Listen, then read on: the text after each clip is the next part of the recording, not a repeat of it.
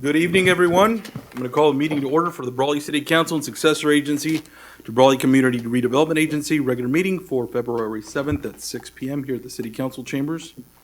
We can have the roll call, please. Yes, the minutes will reflect that all the council members are present. Thank you.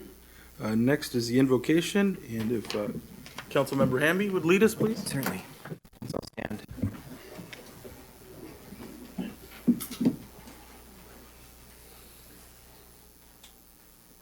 Gracious Heavenly Father, we are thankful to you tonight for this opportunity to gather together in these chambers and do our best to direct our city. We ask that you would give us wisdom and guidance tonight, that you would bless each person that has made the effort to be here, that we would have listening ears, that we would have wise words to say, that we would look at the issues in front of us and make the right decisions. We thank you for the path that our city is on, and we ask that you would continue to bless us, continue to keep us safe.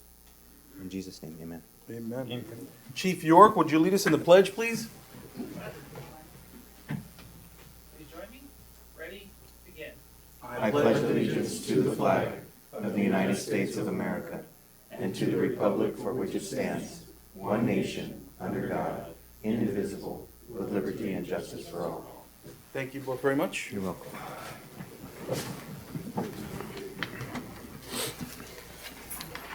All right, the next item is the approval of the agenda, and there are, I believe, two items that need to be pulled.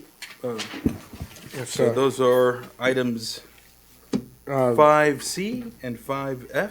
Yes, sir, that is correct. All right. I gotta also, if I can, pull 3A from consent for discussion, some minutes. 3A, consent for discussion. We'll just put it at the top of regular business. Works for me. All right.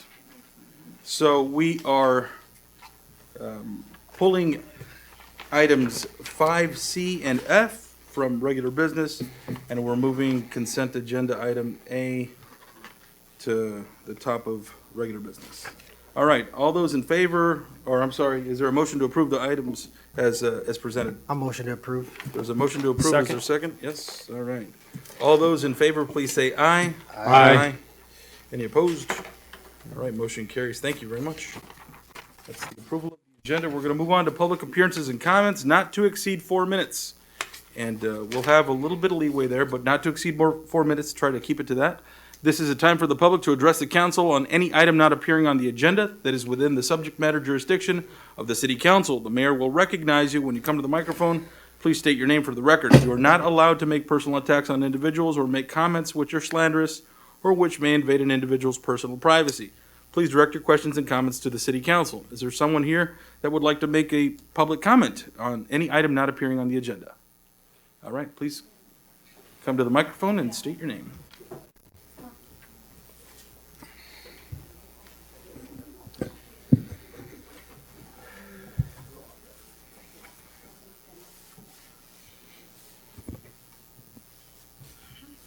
Good evening, City Council, Mayor, City Manager, and City Attorney.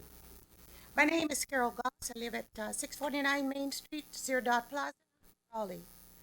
I was here January 17, 2023. I asked for the noise ordinance to be put on the agenda for review at this meeting regarding the loud music at the 805 Bar and Restaurant. I have not heard anything from anyone. And we're not on the agenda. I have an additional 9 more signatures on the petition I previously presented to you. There are 2 signatures on the copy that I have made that's not on the copy. If you like, I can have that given to you and you can make a copy of it. I have the manager, Tony Machado, of the Zero Dot Plaza is here, and some of the tenants, Laurie Gibson, Anthony Calderon, and Matthew Jungers. The noise ordinance, I reviewed the noise ordinance, it's very vague. It has no specific time about the loud music or noise. The 805 Bar and Restaurant, music is loud after 10 p.m. until 2 a.m. I cannot sleep or rest until after 2 a.m. when the bar and restaurant is open.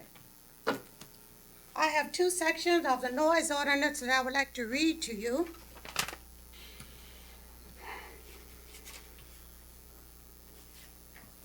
And I'll pass this to you. Those two sections. Section 18.1, loud or unusual noise prohibited and declared nuisance. It shall be unlawful to maintain within the boundaries of the city any place where loud or unusual noises are produced, or where boisterous conduct occur which is indecent or offenses so as to interfere with the comfortable enjoyment of life or property of the inhabitants of the neighborhood in which such noises are produced, and where such conduct is performed. The place where such noises are produced and where such conduct occurs and such acts are committed is hereby declared to constitute a public nuisance. Section 18.5, permit for use of loudspeaker or sound amplifiers. It shall be unlawful for any person to maintain, operate, connect, suffer, or permit to be maintained, operated, or connected any loudspeaker or loud amplifier in such a manner as to cause any sound to be projected outside of any building or out of doors in any part of the city, except as may be necessary to amplify sound for the proper presentation of moving picture shows or exhibitions for the convenience hearing of patrons within the building or enclosure in which the show or exhibition is given, without having first procured a permit from the chief of police. Such permit shall be granted in the reasonable discretion of the chief of police upon application in writing therefor.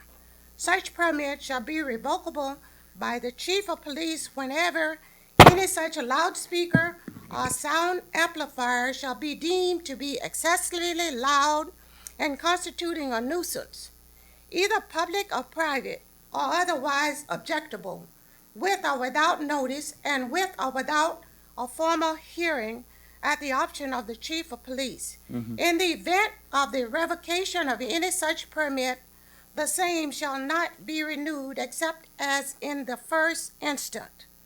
Ordinance number 242, section 1.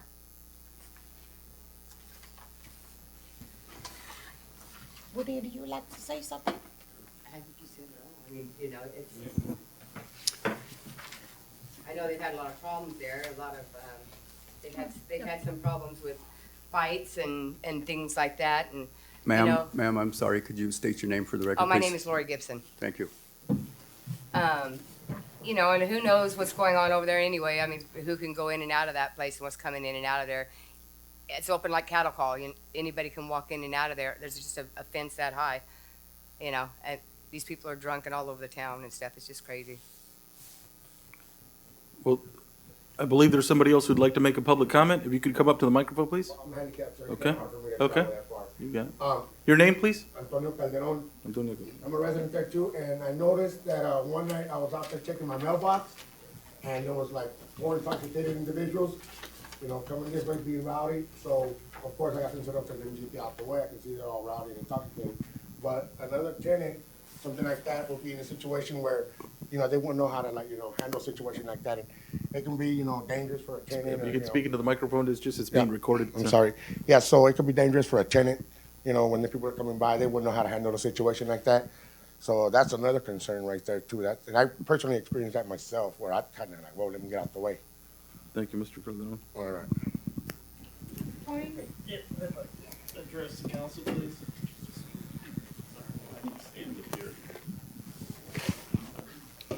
Good evening, council, members, mayor, and I'm excited to see the police chief was in the audience here. So I'm going to introduce myself. My name is Tony Machado. I'm the manager or asset manager at the Ciudad Plaza and the daycare centers here in Brawley. So my tenants have a concern, And it would be a dereliction of my duty not to come and be a voice or an ambassador for them. So, let's get started. The reasonable expectations of quiet enjoyment apply to tenants at the Ciudad Plaza, every city council member, any resident in the city of Brawley, that we should have a reasonable expectations that we should be able to live in a quiet environment. So I've driven by on a weekend, and because I wanted to firsthand have some sort of investigation on myself. I didn't have a digital reader or anything like that to measure decibels, and I didn't have a video camera with me at that time. But I would say that it is pretty noisy.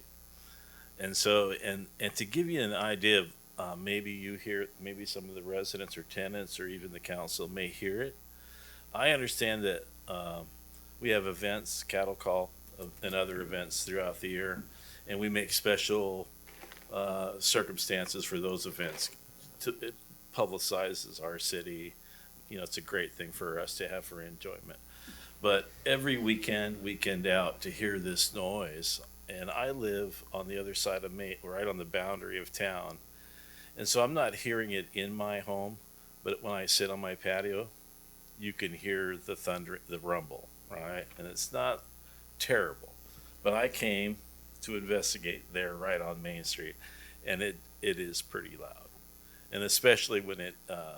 I could imagine behind the residents and neighborhoods behind us, or behind the spot 805, and then also the Ciudad, we're a block away.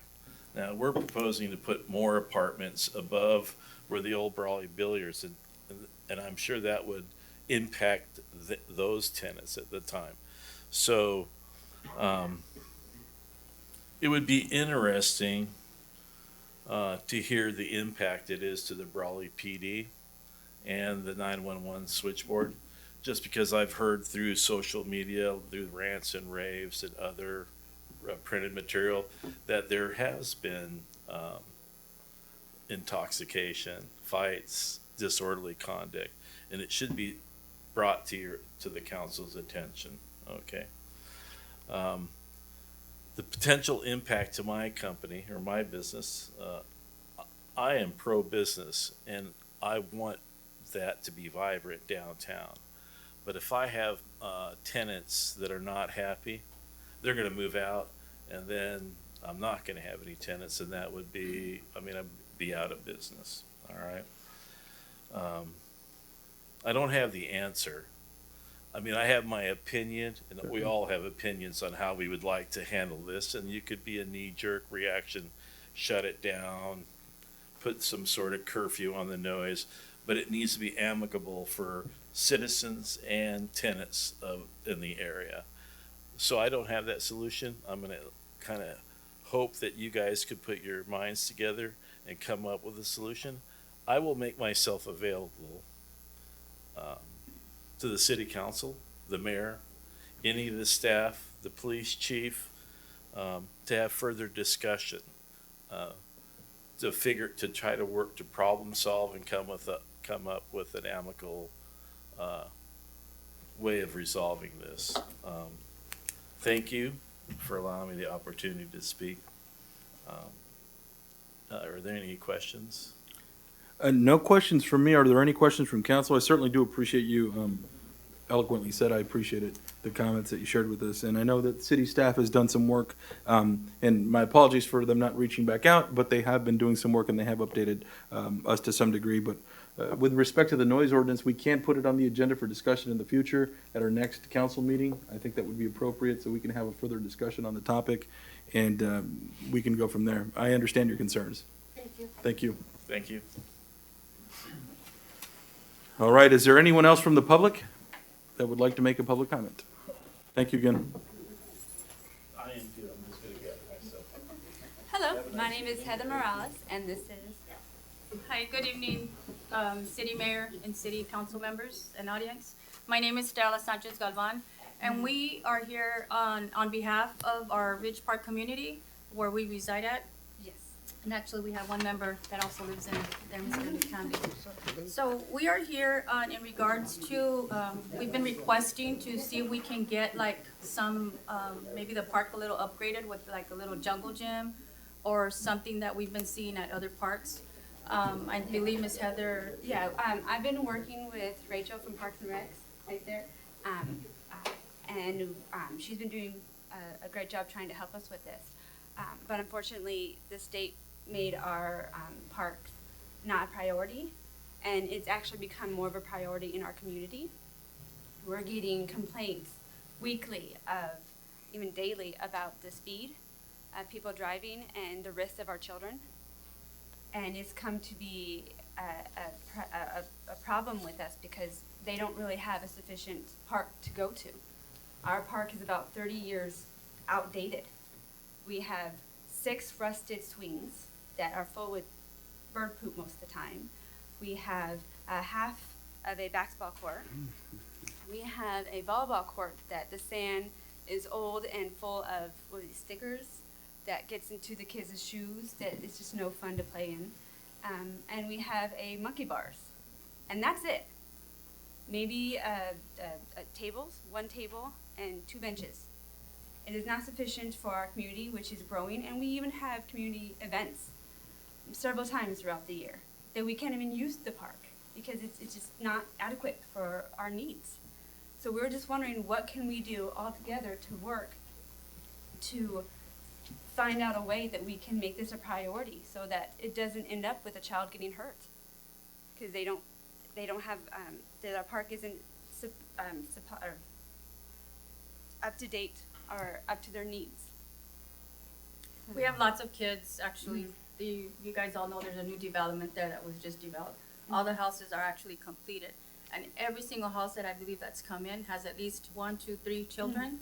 And so, I mean, I love seeing kids out on the street playing Certainly. because that's how we grew up, right? And that But- community's grown by like a third over the Oh, past yeah, few yeah. years, so yeah, It's understood. really grown. And Yeah. it would be nice, I mean, And, there and, was some. and we did a dedication a few years back, so no, I understand. We can certainly look at that and we can get with our Parks and Rec manager and what is it that? Rachel had, the Parks and Rec manager had reached out to me, and she was gonna take me on a tour, and that's probably one of the items that she was wanting to look at, so.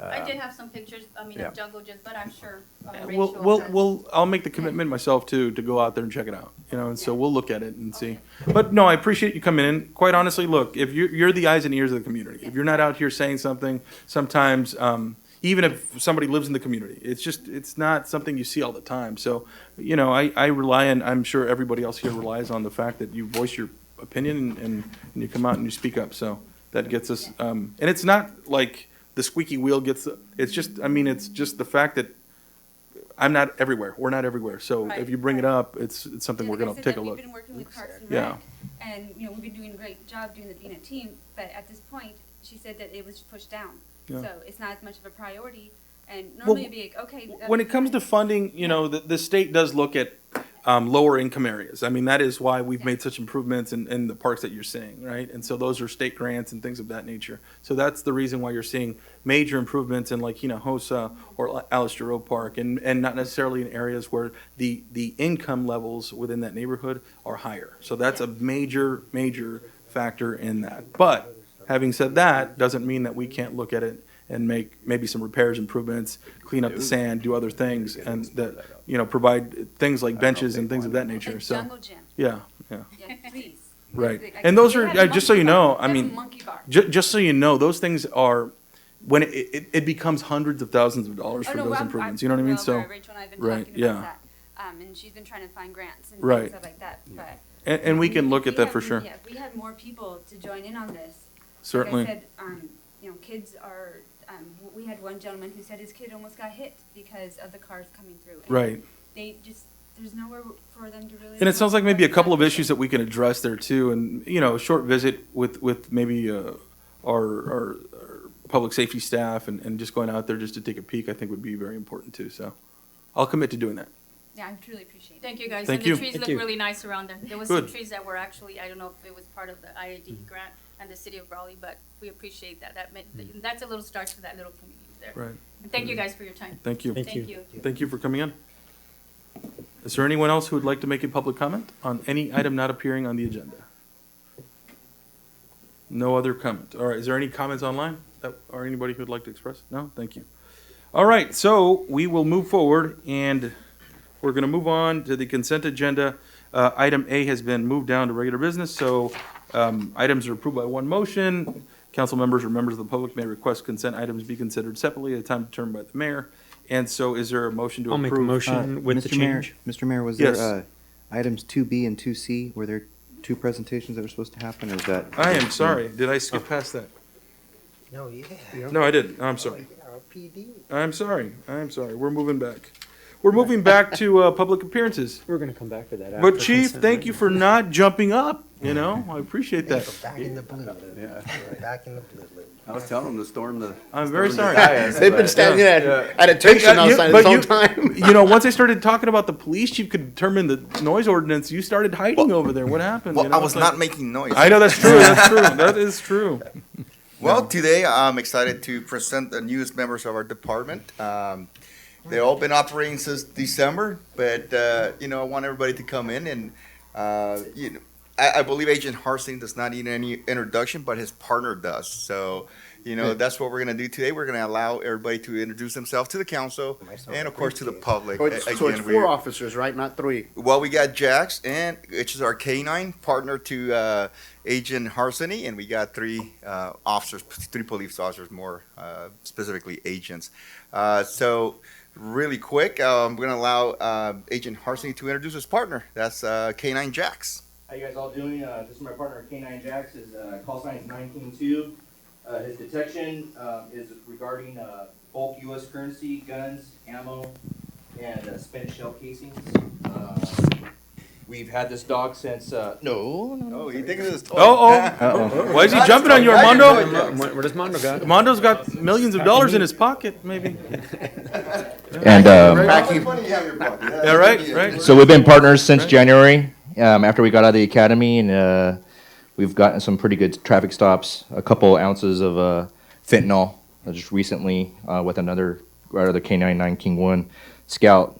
He's a great dog. He's only a year old, so his obedience isn't all that great yet, but once he becomes obedient, he'll be better with obedience, but he's really, really good at his detection. So Fantastic. I apologize for that, but he's just a pup. He wants to play with everybody, so Yeah. not used to good, big crowds too either. So this is my partner, Jax. All right. All right. Yeah, great. And as you know, this is you know, gun detection dog, and we do have issues with guns out here in our city. As you know, like we did a press release on Friday. I don't know who got to see that press release. We got some assault rifles off the street, so that was pretty good. So that's why we got this canine, because I know sometimes we start thinking, why a gun dog? Well, we have illegal guns out there, so that's really good. Well, I'm going to allow Agent Marcano to introduce himself. He's been a police officer for 9 years, and he actually came and joined our department. So, Cano? Hello, everyone. My name is Mark Cano. It's a pleasure to be here and serve the city of Brawley. If you ever see me driving around, stop by and say hello. Thank you guys for your time. If not, he'll stop you and say hello. You know what I mean? So, yeah, Hey, right? you got a choice here. Right? Yeah, right. Hopefully it's just for that. And Education ticket. Right. education ticket. Agent Cano's assigned to patrol, and then we have Agent Ralph Espinosa. He has been a law enforcement officer for 15 years, and he came and joined our department in December. We're excited to also have him on board, and he is our SRO at the middle school, so I'm going to allow him to introduce himself. Thank you. Like she said, I was with the sheriff's office for 15 years, and now I'm at the Barbara Worth. This is my 4th week, so I'm still getting adjusted. And some of you may or may not know about, I run a boxing program, so I'm trying to get as many kids from Barbara Worth to join that program. We have about 30 right now, just from Barbara Worth. Overall, we've never had this many kids. We got like 50, 55, so they're interested. So Fantastic. we'll see what happens.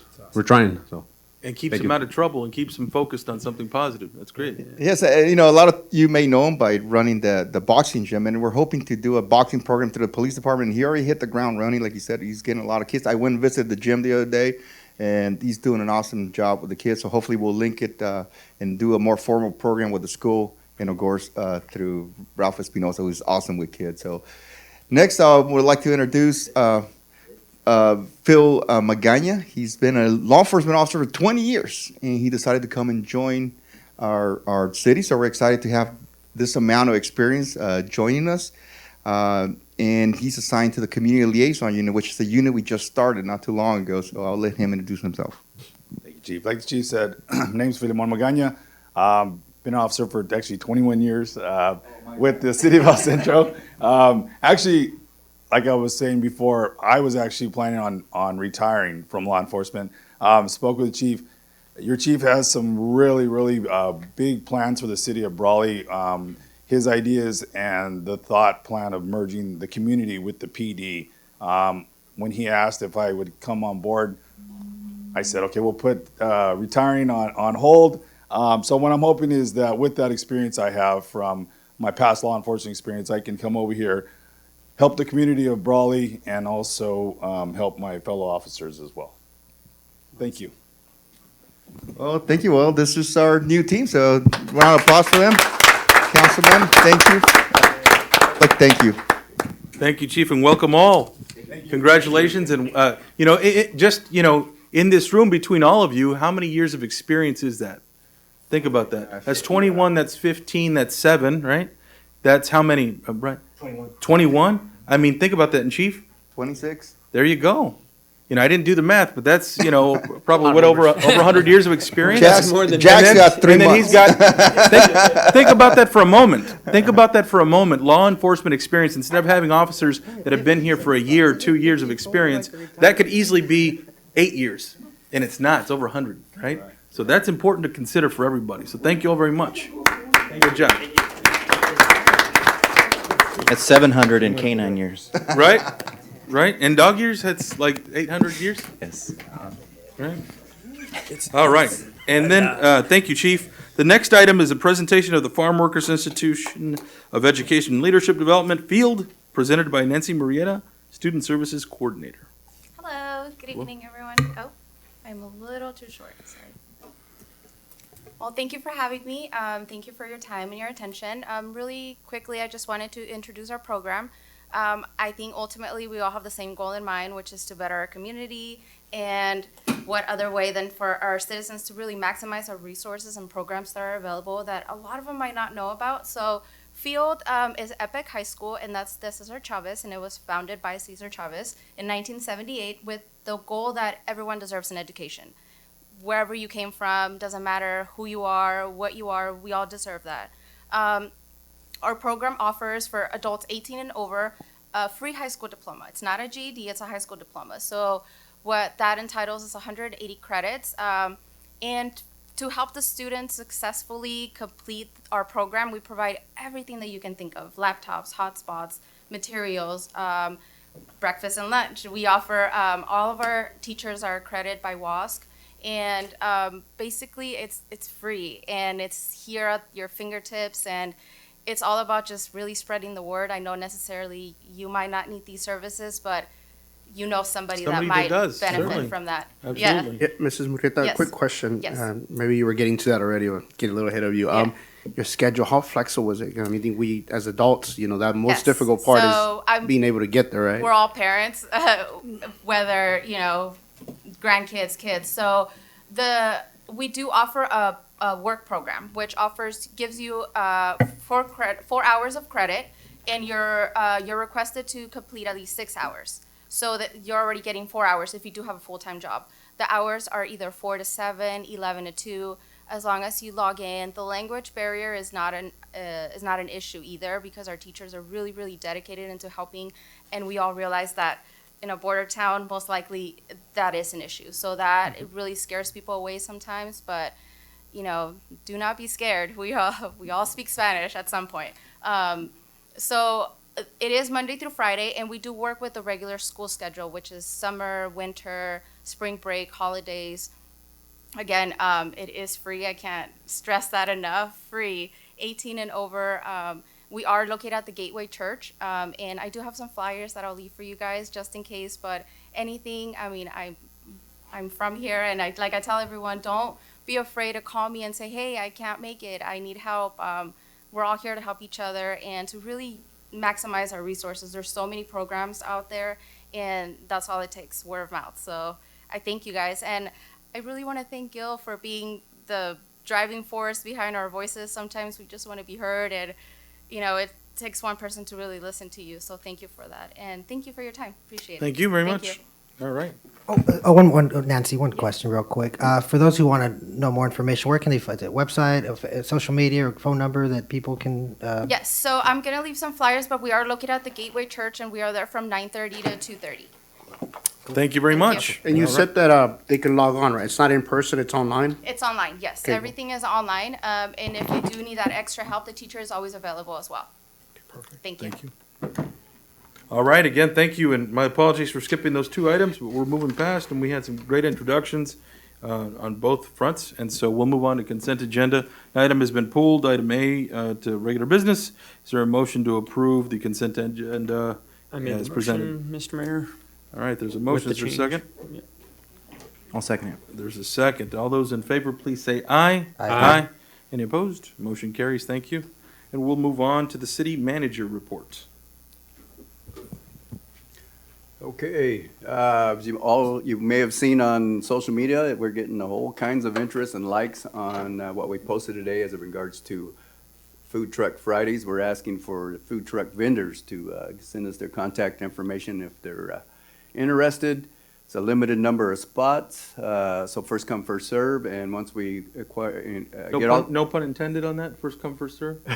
Yeah, I missed that one, darn it. There you go. Yeah, no pun intended. Yeah. And once we have all that information, we'll coordinate and announce what Friday we're gonna anticipate, try to pull this off and see how it goes for the first time. Fantastic. Where is the location? But it's gonna be tentatively Main Street right here with no street closures. Okay, So, great. Yeah. Appreciate that, thank you. If I could just add a comment to that, if, want to, please asking the community to participate. And also, we want to put out there, it's Food Truck Friday, right? So it's not like, it's not going to be a big event. You just come in, grab your food, grab and go.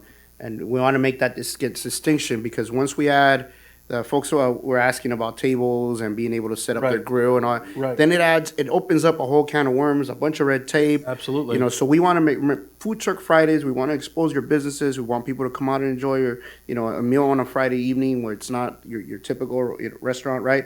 But understand that is why there are so many limitations. But thank you so much for all that work, Tyler. Yep, no problem. All right, thank you. Anything else? Yes, one other item under better late than never.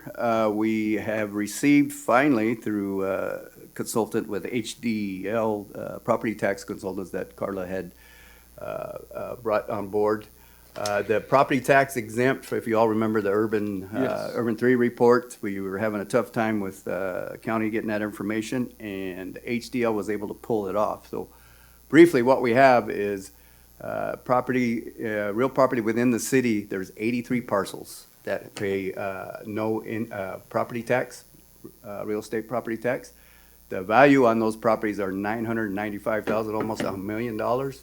And the estimated loss of property tax revenue annually for just the city's portion is about $219,000, and that would increase by approximately $2,000 annually. So that was some information that was long overdue and been requested multiple times from the public and council. That doesn't make sense. Am I missing something? Total value of 900 for 83 parcels? Yep.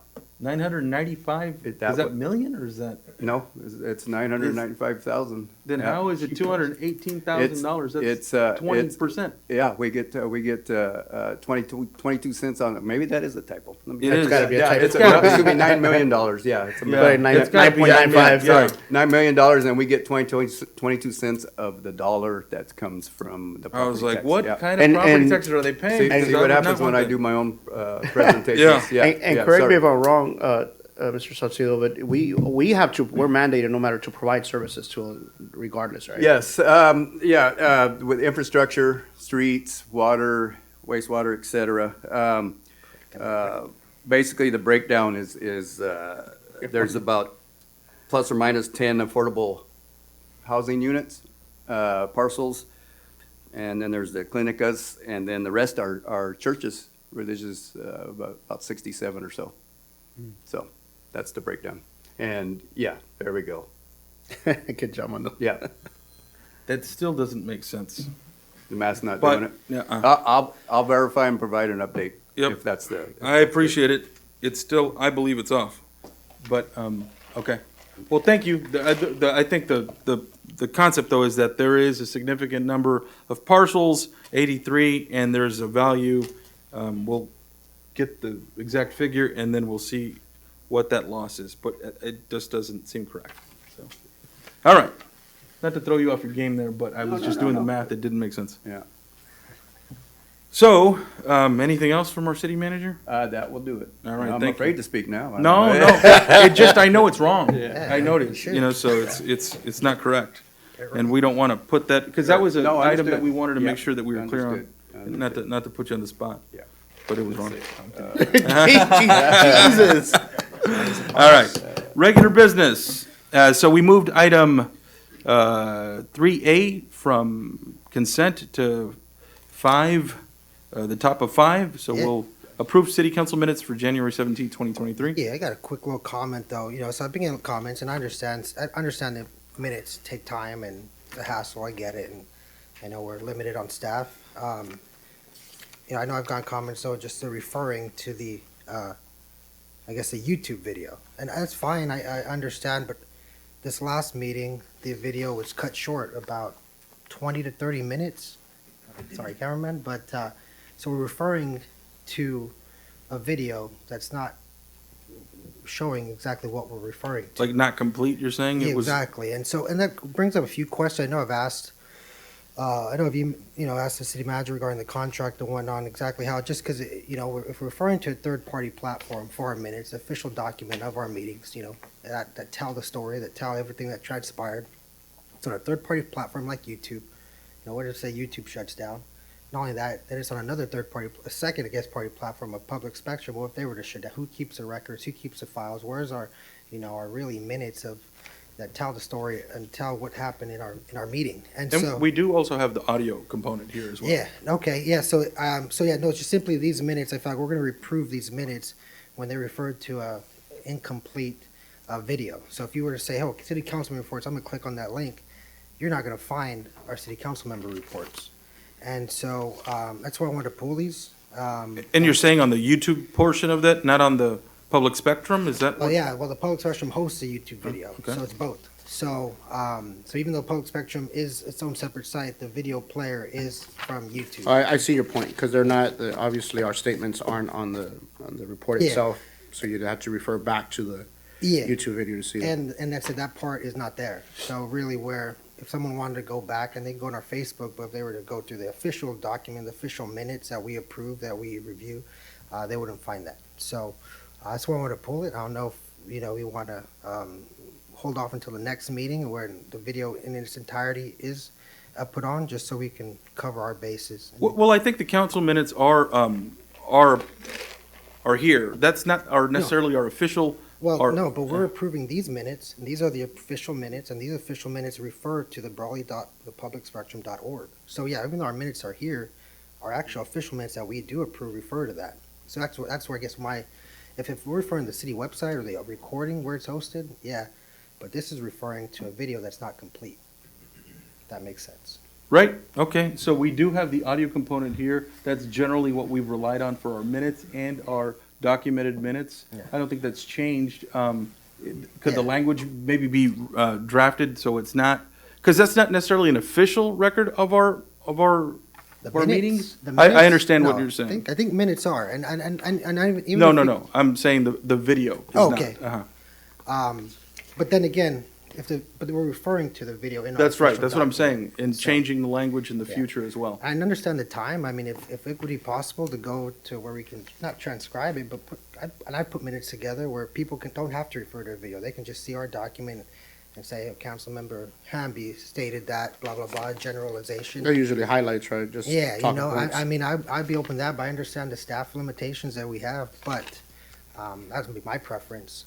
But, as far as this, like I said, I think maybe something we need to revisit, just. I don't think it was a staff limit. I think if anything, this was an augmentation. It's It actually been was. more desired. You know, Right. it's pretty specific, well, but yeah. Well, it's easier, right? You can just Yeah. copy and paste, refer, and I Sucking get it, record. I get it. So, I think that. Well, I think people, quite honestly, are more apt to view video, you know, and But I understand what you're saying. We can certainly make that clarification and Facebook then Live. make sure that the video and everything else that is linked. But I think you bring up some Yeah, valid like I points. said, this is respect to the minutes. Like I said, Yeah. a video is with video, but these are our minutes. These are the official, this is our record. This is where people can. Right, and see. as I've stated, we do have the official record. We do have the audio component here that's recorded. That is ours. Yeah. And so it's not anybody else's. It's not anybody else's. It's not YouTube's. It's not the public spectrums. It's the city of Brawley's. And So that's- that is recorded here. And the audio minutes are posted on our website, correct? Right, and we So also we have the could- Facebook post, which is the complete Yeah, it's transcription of their. So- that as well. And Mondo's telling me that we have, Spectrum provides a DVD as well. Right, okay. As So a that's hard copy. Maybe refer to the city website then rather. It's in-house, it's in control, like I said. Maybe that we can. I change think the that. language, I think you're correct in that, just maybe being more specific. So perhaps maybe a second reference to the minutes on the next one. I would be comfortable with the reference just back to our audio on the city website. And you can provide both options for people. Because if that was to happen, I get where you're coming from, but, I also know that there are several options for people to go back and review the work that was done here, so. And just for clarification, you were referencing not so much the regular agenda items that you noticed it was the council comments. Is that what I'm understanding? No, It's it's cut actually, off? it's a work study I love hearing myself talk too, but no, it's a work study session. It's a public signage. It was cut off when we approved the Calexico, so several items, so. No, but, yeah, several Just items. Yeah, several items. Very well. So the desire of council is to, well, it's on regular business. Is there a motion to approve the council minutes for January 17, 2023?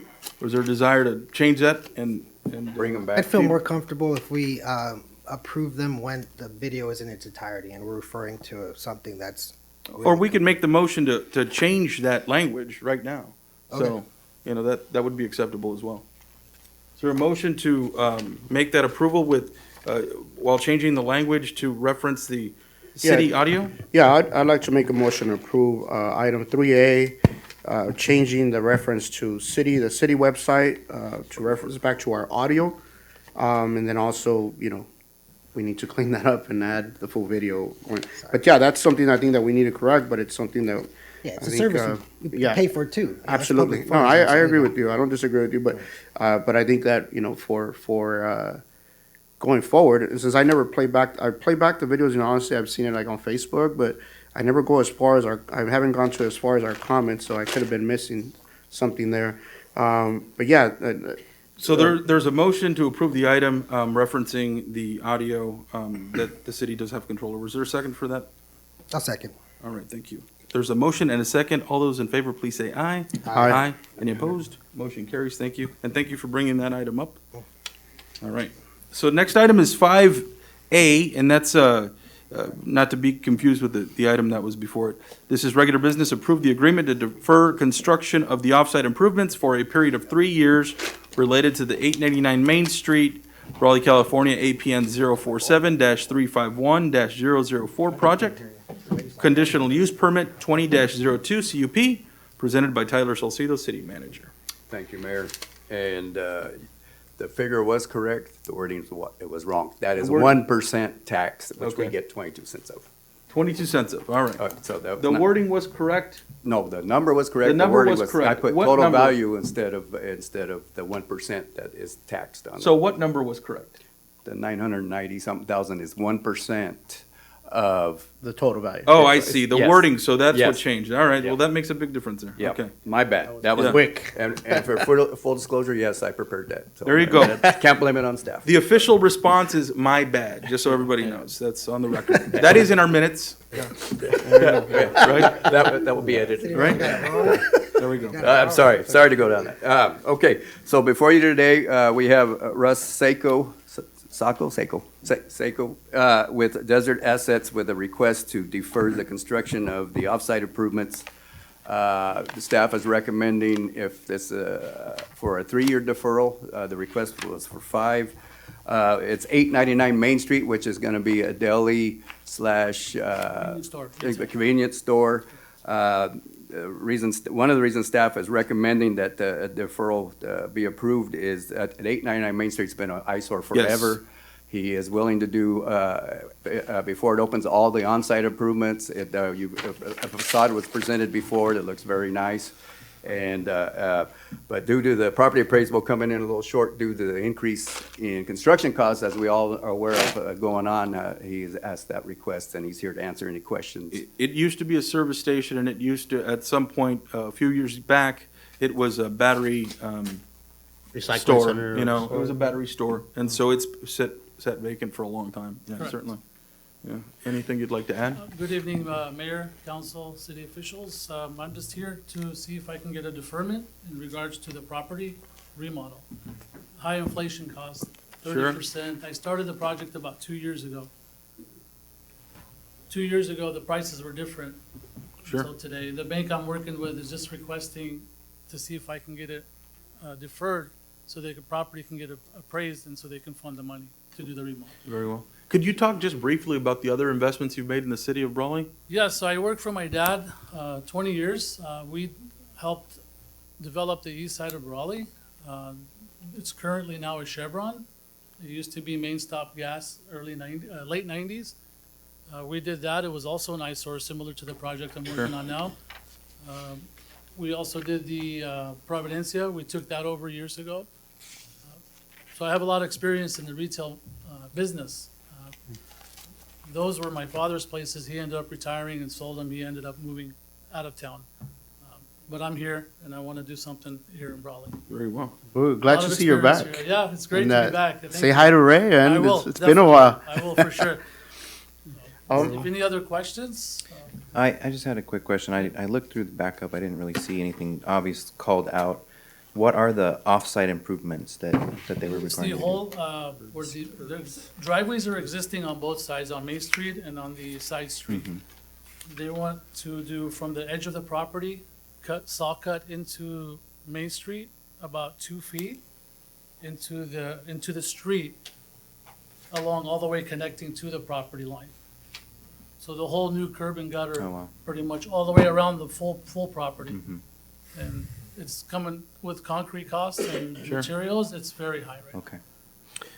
You know, I have a few questions, and I was asking them earlier. I just wanted to be on record because I want folks coming in and investing in our community to be well informed on what's happening. I also met with some of the members from the chamber who I guess they provide guidance to those folks who are first, initially investing in our community. They don't really have anything, and I'm curious about where we're at, and I'd like to know what are state mandates, what are county mandates, and what are city ordinances that are asking us or asking investors to, that those are telling them that those are the requirements. I'd like to see a kind of a checklist. What I'm getting at is I'd like to see how much, what we can do to help out folks when they're first investing in our community, how we can alleviate some of the initial costs and those timelines, and how much flexibility we can give to staff without them having to come up and do this kind of, this whole process to speed up the permitting process and help folks like yourself get going in a much quick. Obviously, you're waiting, right? You're waiting right now on us to see if, maybe you get a loan or not.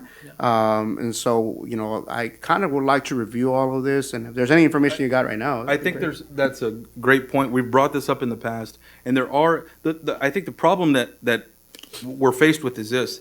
You have a vacant property for multiple years, that's gonna have very different requirements than somebody who's maybe changing a property that's never been vacant, right? And so there's just different requirements. I'm almost 100% certain that's why they're asking for wider entryways and other things, just because of the fact that it's been sitting there for a long time. Driveways are staying the same Right. size. They're Well, just- regardless, my point though is I can almost assure you, I've invested in Brawley, I've Yeah, of purchased course. buildings here, and I know that there's gonna be different requirements. I'm not opposed to what you're trying to do. I wanna see that grow, but I think it's gonna be challenging for staff to have, and they've been flexible with things. I mean, I think staff is really working. They wanna see these projects move forward. That's why they're making the suggestion, recommendation for this to move forward, because they wanna see this thing move forward too, Yeah, no, absolutely. And I'm sure that we have at least a standard set of guidelines, right, that applies to everyone. I'd like to see Well, those. it doesn't, because then you have the downtown specific plan area. Right. Where there may not be like parking requirements. You have the areas outside that would. It's just a little bit different. I think it's still it's still like real specific to some, so it's very difficult, I think. Can we improve this process? I mean, do you feel like we can improve this process? How has this process been to you? I believe so. I think more Okay. people would actually do business. So if there's, if you look at it, just needs to be pressure washed and maybe the weeds that are in the cracks. But on the most part, it's in really good shape. If it was really bad, I'd agree, yes, we'd have to do it right before we open. But Well, it's why in don't you pretty good wash it? shape.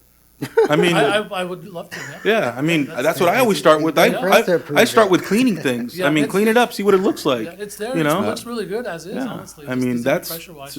step one, you know, so. No, but I get you. Can, and Yeah. I know you said each one's specific, but I'm sure there's certain zones, right, where maybe, Yeah. hey, this is, so and then maybe that's a conversation we need to have, another time. Yeah, I get you. mean, we know, I understand zoning requirements, I understand downtown specific plan, you know, it's residential, commercial, industrial, they all have different, separate requirements. I just want to know where we're at, I know, so what these requirements are, where can we give staff flexibility to move forward without having to come to us? And then obviously, what can we eliminate, or what, we have to make everything mandatory? What's ours, what's the state, what's the county? It's, if I may, Mayor. No, you can- It's a discussion, go for it. Part of the review that we've had within the agency is one of the suggestions is to have a set standards, plans that we could, for the most part, Right. through, and that we're working on. But as you said, specifically, there's, you know, it's a case-by-case scenario, so we are still working on that. To Mr. Hamby, Councilmember Hamby, page 45 was the cost estimate for the offsites. Yes, I did. I On, did see that. I missed the heading that said offsite Yeah, improvements. so, but then again, that's in September, so. Yeah. Yeah, so. So do you have a, I guess, I know if we were to defer these for 5 years, a time frame of how do you complete these? Yeah, just with the revenue, generate the revenue from the business, I'll put money aside. Once it's there, if I have it in 6 months, I would do it in 6 months. If Okay. it Yeah. takes me 2 years, I'd do it in 2 years. Yeah. I just don't have that answer on how much. the business- the For business clarification, will do. staff recommendation is 3 years. 3 years, my bad, sorry. Yeah, and the city attorney has reviewed and actually wrote the agreement, so. That is the reason that I ran for city council, just for, you know, it was an improvement one of my family members was making, and the city made it very difficult. And it just wasn't a lot of clarification, so I've always felt like, you know, if you're trying to improve something, in his case, it was a building that had sat vacant for like 20 years, you know, and it's like, how are you gonna improve it if they're throwing, you know, $300,000 worth of improvements on you without even opening your door? I mean, it's just hard, so. Mr. Mayor, if I can, and I, just my only comment, if I could. just to- Absolutely. Not to throw shade on this, I do want to be clear, obviously, these things are in place because on the opposite end of this, we get constant complaints, right, of dilapidated, you know, whether it's blight, curbs, gutters, streets, right? They're always in need of repair and improvement. And these are largely the only opportunities that the city gets, right, to make those improvements, even if they're very incremental. Right. Having said that, they really do come case by case in the event that, right, we want to help and encourage certainly the project here. And that's absolutely, you've been a part of her, like you said 2 years.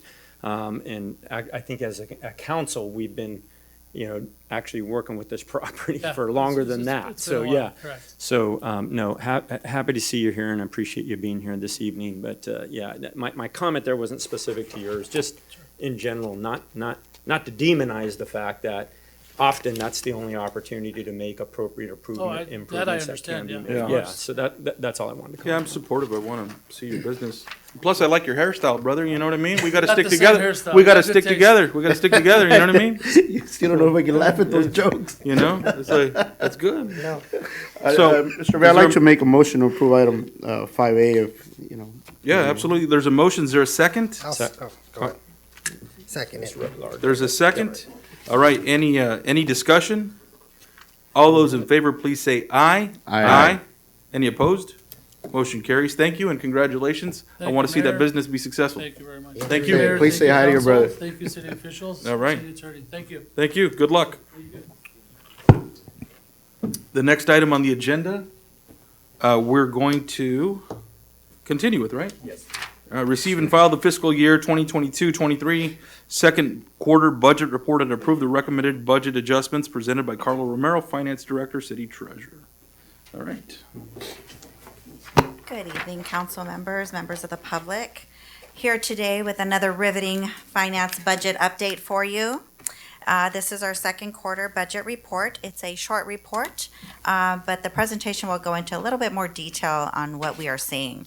So a reminder for the public that we do these quarterly budget updates in order to continue to monitor and implement changes that occur after the budget is adopted. This particular second quarter report covers the periods from July 1st through December 31st, which is 6 months of this current fiscal year.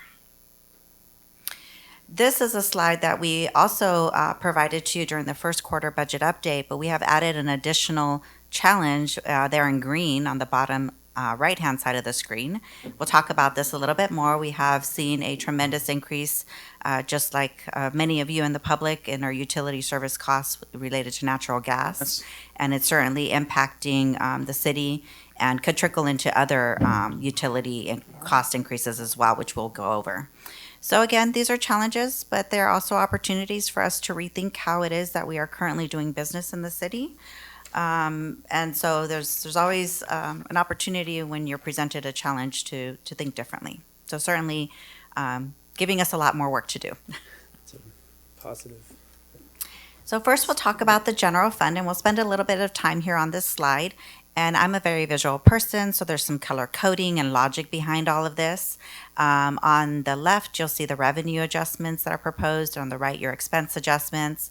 The color coding on each one mirrors, so whenever you have revenue adjustments and increases, especially for donations, you need to also increase the expenditure side of the item in order to be able to utilize the revenues that you have received. And so thank you to the various donors. All of these revenue adjustments are contributions or donations from external third parties. The next slide will give you a little bit more detail of who they were. And so a great portion of that was for our K-9 program. Jackson Scott certainly appreciate that. So does our police department. We had $1,000 that was donated specifically for volunteer programs such as the Explorer program that Chief Duran is undertaking. And then we also had donations for youth recreational programs, the Veterans Day event, and the Brawley Elementary School District provided a $50,000 contribution for the Lions Center pool repairs. And so those items are noted revenues and expenditures, as I mentioned. On the revenue side, we are monitoring our utility user tax. We'll talk about natural gas cost increases that could potentially lead us to some additional revenue on the utility user tax, but that revenue does lag. They do have a 30-day reporting period, and so we're still currently receiving revenues for the month ending in December, which was also when those large increases started to happen. So we'd like to take a little bit more time to review the year-over-year comparison on that revenue source before we present an increase to you for consideration. The other thing that we are seeing is that the building-related fees and permits are very strong so far. But as you know, we have inflationary cost increases just mentioned previously. So we're cautiously optimistic that we may be able to adjust those upward. Not by a huge amount, but we are seeing that they are coming in strong and already at current budget. So probably expect that during third quarter as well. On the expense side, we talked about a large portion of these items already, so let's focus on that natural gas. So I had to do some research and data, and I don't work in the natural gas industry, but I did read a couple of reports, and I read one specifically from that was published on February the 2nd, Cal Matters report, and it talked about the reason that we are seeing such large increases in natural gas is because of the high demand, a little bit colder season in California and a low supply. There's infrastructure repairs in Texas and high gasoline demand in Canada, which resulted in fewer imports to California, which I didn't know this, but gets almost 90% of its natural gas from out of state. And so those changes in capacity and volume and ability to get the natural gas has resulted in the increase. The report also went on to say that high natural gas price cost may cause additional painful economic ripples. Much of the power that California uses during peak hours come from gas-powered plants. That means that higher natural gas prices might also be spilling over onto electricity bills in the future. So I know that our state is working on reducing these costs and bringing them back down to lower levels. But in our report, when we did a year-over-year comparison, we're seeing a, I believe it's a 67% increase from December to December. So it's a big deal for us, and certainly not something that we can absorb within our current budget, and we require a budget adjustment in order to not be over budget in our Parks and Recs department because of the heating of the Lions Center pool. As a reminder, the pool is anticipated to close for some time for some repairs, but that is not anticipated until about May when it starts to get warmer. So certainly those bills are anticipated to continue at this point so that we can continue to fulfill the promises and use of the pool in the meantime. The other item we haven't talked about is the lighting repairs noted there on parks. This was due to vandalism at the North Plaza Park around the holiday season, likely due to homeless in the area.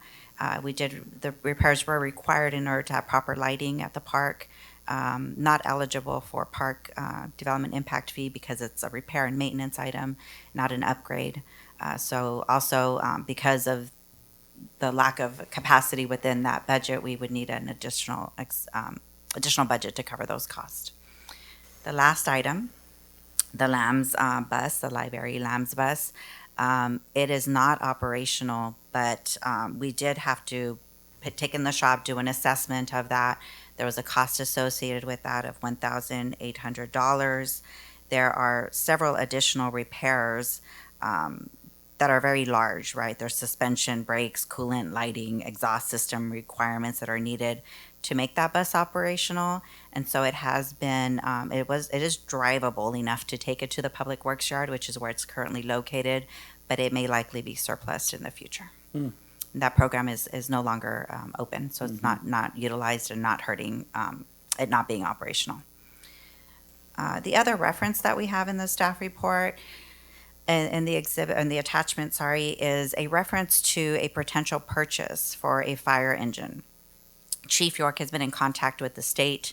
There are several surplus fire engines that the state is going to have available in the coming months, and we would like your blessing and the opportunity to consider those fire engine to be purchased. The cost would be between $30,000 and $50,000, plus about $10,000 for equipment, decals, and just to make it look somewhat like a part of our fleet. Put some numbers on there that are required. If you recall, a new fire engine costs $700,000 and could take up to 16 months to be delivered. So this would be delivered immediately, and it would cost between 40 to 60 all in. And so it's a huge price reduction. And so we would like to be able to take advantage of that if there is an engine that fits our needs when he goes down and looks at these engines. There is potential savings from American Rescue Plan Act budget, which we did review this Monday with staff. And so the funding could come from there. And as a reminder, we also have a capital equipment replacement reserve with a current balance of $600,000. And so we feel comfortable that we would support Chief York in being able to go and secure this engine with your blessing, of course. Before I move on, I would like to know if there's any questions. The next slide is a listing of our donors, people that donated to the city. Chief York is involved at every step of just to clarify, I'm Yes. sure he is, purchasing these engines. I would hate for us to go cheap and, put our members' lives at risk in the community. I can see it with other stuff, with like graffiti but fire and police. Good evening, and thank you for bringing up that point. So, as you know, we're currently borrowing an engine from Cal OES as a loaner unit. We have to return that at a specific time. We do have one new engine coming that we're awaiting here in the next few months. During discussions when we were just talking with members from Cal OES, and they're purchasing quite a few new vehicles, and it came up that they would have surplus vehicles available at the end of the year. They are used. We're looking at models that are going to be in the probably 2005 to 2008 range. There's a couple caveats to that. These are not to get too specific, but they're Type 1 fire engines, so they're very much a city fire engine, where Cal OES usually use the Type 3s or 6s. So they don't have as much use as maybe our city's 2006 has. And also Cal OES has a very formidable fleet maintenance program. So these are very well maintained, very well taken care of units, even though they have the age. And they typically won't have the hours that you'd see coming from municipal. That being said, we would be purchasing this fire engine not as a frontline vehicle. We do need some backups. So this would be effectively purchasing a reliable reserve unit. If a suitable vehicle becomes available, myself and at least one other member of the department would be going to Sacramento to visually inspect it. And I've also spoken with the company that does most of our maintenance now. It's Bit Pros out of Escondido. They actually have a contract with Cal OES. They can pull the maintenance history, and they made it available to send a mechanic with us to kind of verify and do a survey of the vehicle before we pull the trigger and pick one up. That's awesome. Thank you so much. You're very welcome. And our repairs are through the roof on our aged backup units as well. Yes. So this year, I believe we started the fiscal year with $60,000 allocated towards vehicle repairs, and we're not 2/3 through the year, and we've exceeded that at this point. No, got it. Makes complete sense. Just for clarification, not just us here on council, but also the folks watching at home, and so you can get a full understanding of what's happening here. So no, thank you for that. Much appreciated. Thank you. I will add one. Carla's dealing with a little bit of data delay on there. Just to clarify, so when council approved the purchase of the new Type 1, about this time last year, we spent $665,000. If we were to green light the replacement of that exact same vehicle today, would be $811,000 with a 25 to 30 month lead time. Is that it? Huh? Is that it? Yeah, that's it. Yeah, right now. Pretty much every agency business. across America that received ARPA California. funds bought a fire engine. Right. So all the manufacturers supply are. So they're backed up. Yep. Yep. Thank Chief, you. what is No what's the oldest reserve unit that you use right now? We currently still have in our fleet a 1995. We don't use it ever. We still maintain it. So our oldest still in use is a 2003 that's currently right now. I did approve because of the value of the motor. We did do an in-frame rebuild of the engine and a pump remanufactured. So we put some significant money into it, and I expect to get at least another 5 more years out of it. But currently it's a 2003 is our oldest in-service unit. And did that rebuild come close to what one of these surplus units may cost? I think all in we're going to be between 25 and 30 for rebuild of the motor and the pump. Mm-hmm. Yep. Wow. And that's excluding the mule and wagon too. That's still Right, yeah. Yes. Hay and oats are separate. Yeah. Wow. Good deal. Thank you. Thank you. Thank you to our expert staff. Any other questions you might have? Any questions from council? Riveting. Riveting. All right, let's see if I can go to the next slide. So I did want to take a moment to thank everyone that did issue donations and contributions. The listing is also in your staff report. We promised we would provide this to you every quarter. You see there on the left who the donation was received from, the purpose, specific purpose that they listed, if all of them listed a specific purpose. We had both monetary and we had supplies that were donated. The library continues to receive a lot of support for library donations in order to be able to provide free books to the public during special holiday events. So just want to take a moment and thank everyone on this list. Thank them all publicly. We appreciate it very much. The residents of the city of Brawley appreciate it, and I applaud you for your support. Let's give them a round of applause. Thank you. So this is the last slide on the general fund update. It's a summary of where the budget was originally adopted for both revenues and expenses, all of the adjustments approved already through December 31st, and then also the second quarter budget report request that we just discussed in the previous slide. The budget, when it was originally adopted, started with a surplus of $6,310. So we're still hovering around that range at $7,280 if the adjustments are approved tonight. All right.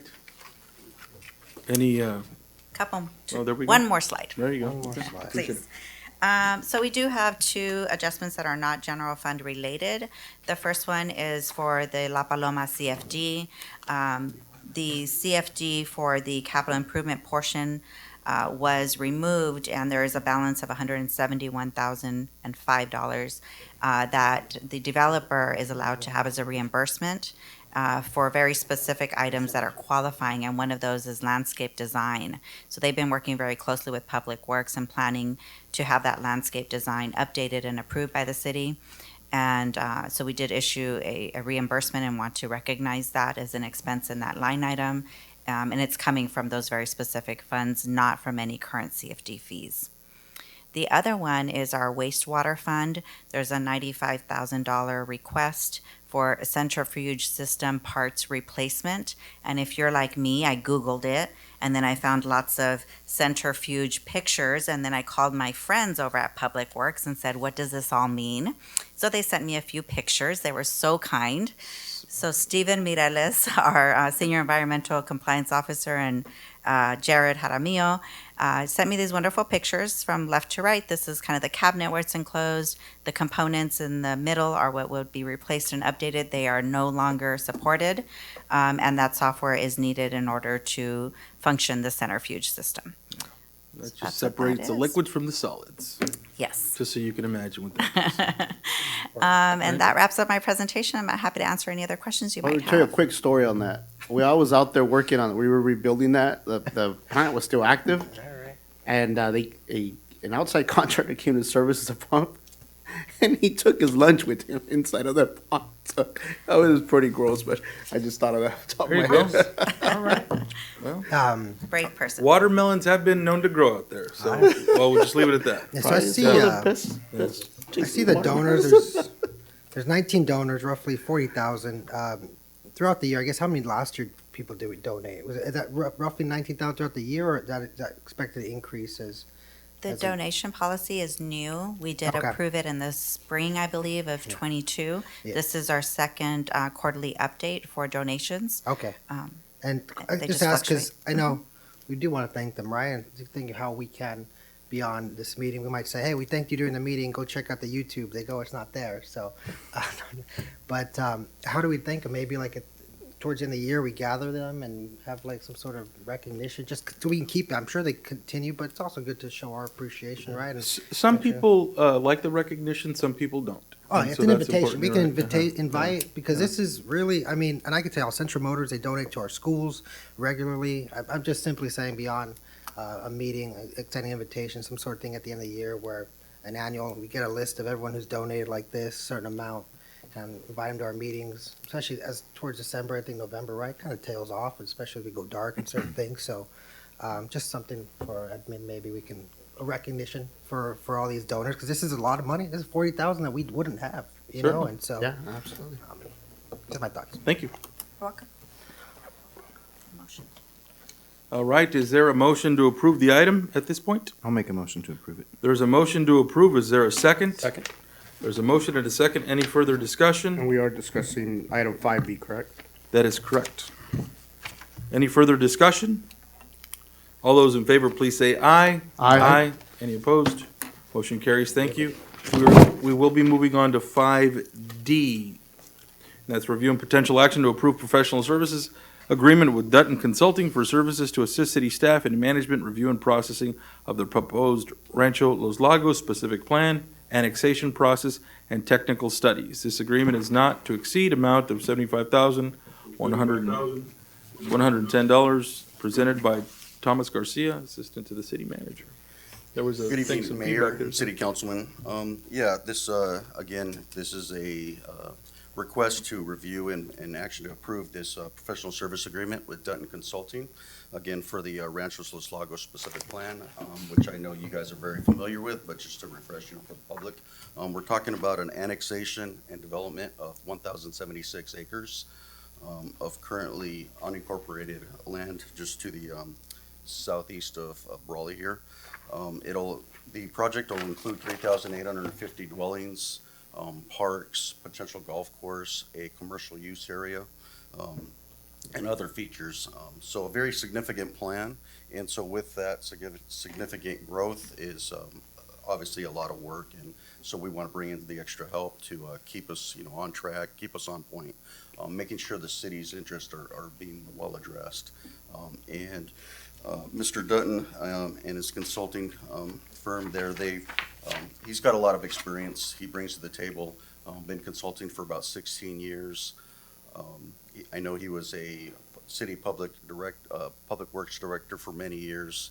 And he's also worked on a lot of big projects here in the valley as well as elsewhere. And some of those projects include the Gateway to Americas, Imperial Valley Mall, the Keystone Planning Area, and also recently the ICSO new jail facility, the Orrin Fox Correctional Facility.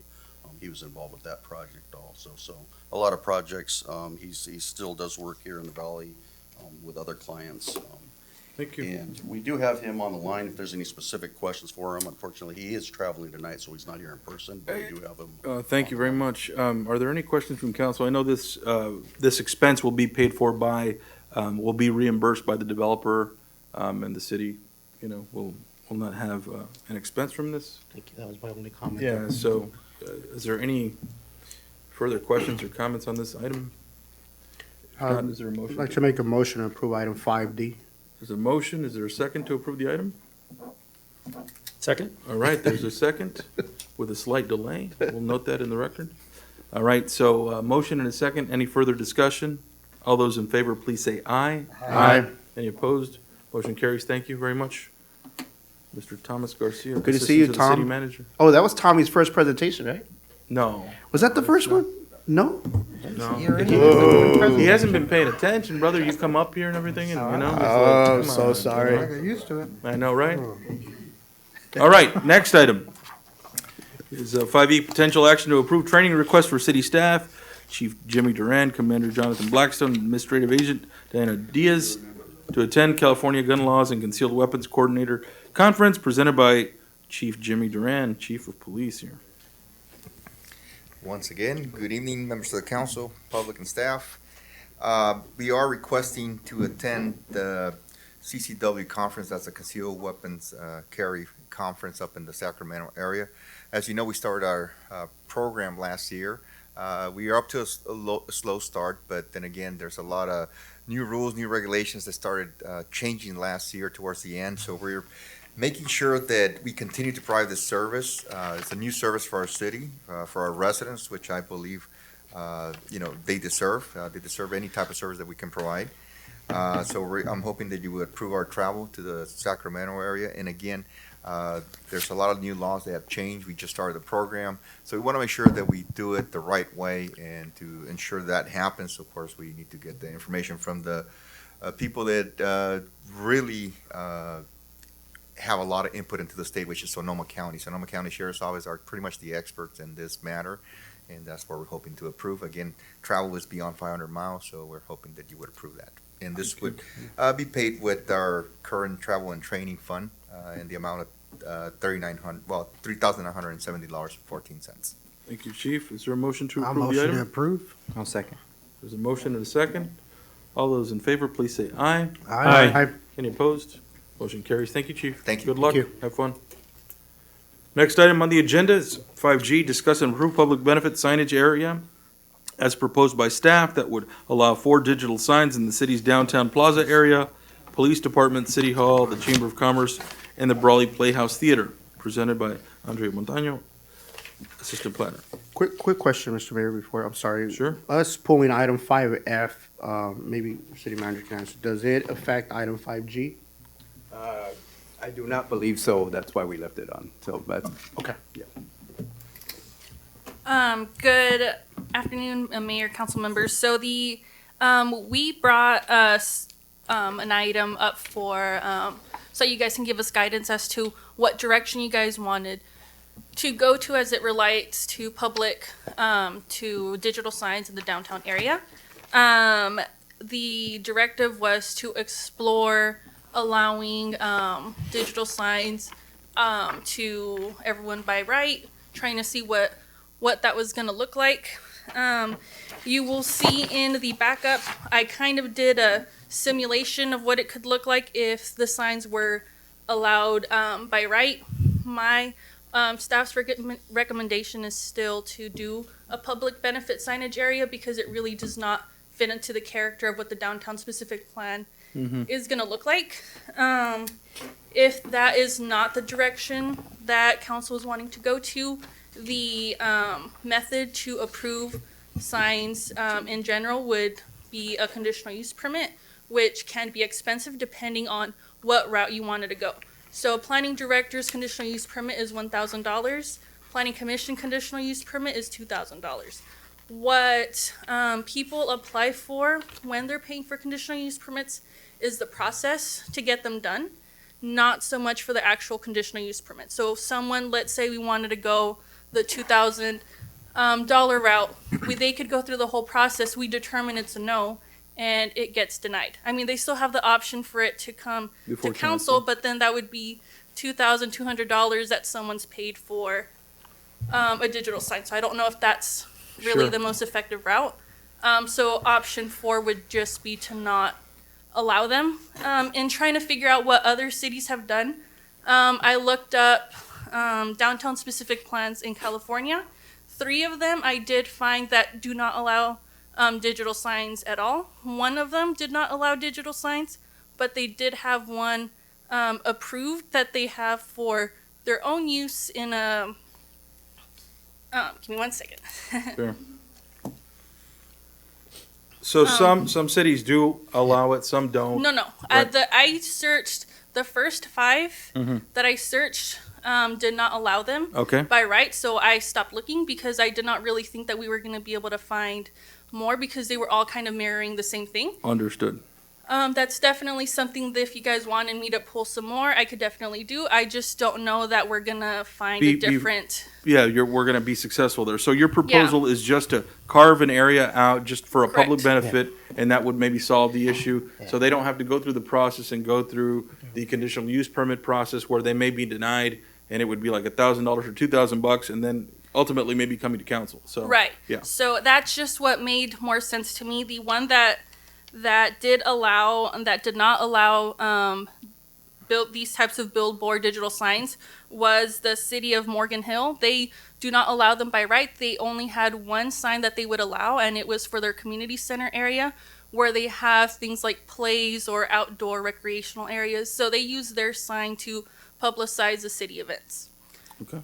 So I guess, let me get this right, if a business in downtown would want to put a digital sign, they'd have to come before us, or they wouldn't be allowed at all? So my proposal is to not allow them by right at all. Okay. Just have the 4 different signs that we had previously proposed. So it would be the one at the police department, the one at the administration department, one at the Chamber of Commerce, and then the Brawley Playhouse Theater has not approached the city about putting a sign. I think they're some ways away from that, but I do anticipate that that's the nature that would go when they do finish and start preparing. For clarification, it's not administration, it's City Hall across the street that was presented, I think, at the last council. Yes. Not the administration building here. Correct. I'm And sorry about basically, that. it's the plaza carve out right here. And so, got me lost track. So this would technically be, I guess the reasoning for not wanting to allow it in businesses in downtown would be because it doesn't align with our downtown strategic plan, or So, simply- what we were wanting when we did the downtown specific plan, this went through a process. I was not privy to the entire process. I believe Mayor Nava was actually part of the process because I've seen his pictures in the downtown specific plan. So, what we wanted to have the downtown specific plan look like, we want it to be Spanish colonial architecture. We wanted Art Deco, and we wanted mission style. Right. Having digital signs does not align with that because they take more of maybe a gougie, retro futuristic, things like that. Yeah, no, I understand. And so I guess I look at it too, if I'm a business and I want to put a sign on my building that I own, I'd have, and we talk about making it easy for businesses. Signage is different than digital signage. Yeah. Right. Well, digital Yeah, signage, yeah. whatever, I think it's just simply, who are we to say no, right? I mean, it improves lighting, it improves I don't know. I just see it as, No, I think there is a real big distinction between Yes. signage and digital signage. That's what, I think we need to clarify that point, just so it's clear to the public and to everybody here. Yes. Right, Yeah. this would be specific for digital signs. Yeah.